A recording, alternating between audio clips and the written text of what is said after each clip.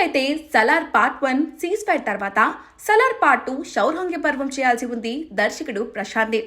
కానీ ప్రభాస్ ఇతర కమిట్మెంట్స్ కారణంగా ఎన్టీఆర్ తో సినిమాకు సిద్ధమయ్యాడు నీల్. ఇటీవల ఈ సినిమా షూటింగ్ హైదరాబాద్ రామోజీ ఫిలిం సిటీలో మొదలుపెట్టారు. ఈ సినిమా ప్రశాంత్ నీల్ డ్రీమ్ ప్రాజెక్ట్ గా రాబోతుంది.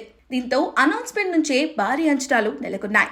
1960 కలకత్తా బ్యాక్ డ్రాప్ లో పీరియాడికల్ ఫిలిం గా ఇది రాబోతుంది. దీంతో మేకర్స్ భారీగా ఖర్చు చేస్తున్నట్లుగా తెలుస్తోంది. ఈ సినిమా ప్రశాంత్ నీల్ కెరీర్ లోనే హైయెస్ట్ బడ్జెట్ ఫిలిం అని అంటున్నారు. 100 కోట్లతో KGF 2ను తెరకెక్కించిన నీల్ సలార్ సినిమాను 250 నుంచి 300 కోట్ల బడ్జెట్ తో రూపొందించాడు.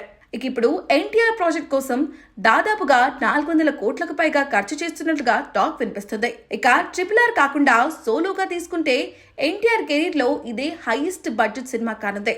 చివరిగా వచ్చిన దేవర దాదాపు 300 కోట్ల రూపాయలతో తెరకెక్కింది. దీంతో ఈసారి ఎన్టీఆర్ నీల్ గట్టిగా ప్లాన్ చేస్తున్నారని చెప్పాలి. ప్రస్తుతానికి ఎన్టీఆర్ అవసరం లేని సీన్స్ చిత్రీకరిస్తున్నాడు నీల్.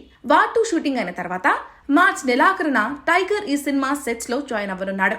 ఈ చిత్రంలో రుక్మిణి వసంత్ హీరోయిన్ గా నటించనుండగా మైత్రి మూవీ మేకర్స్ మరియు ఎన్టీఆర్ ఆర్ట్స్ బ్యానర్ భారీ బడ్జెట్ తో నిర్మిస్తున్నాయి. 2026 సంక్రాంతికి రిలీజ్ కు ప్లాన్ చేస్తున్న ఈ చిత్రానికి డ్రాగన్ అనే టైటిల్ పరిశీలనలో ఉంది.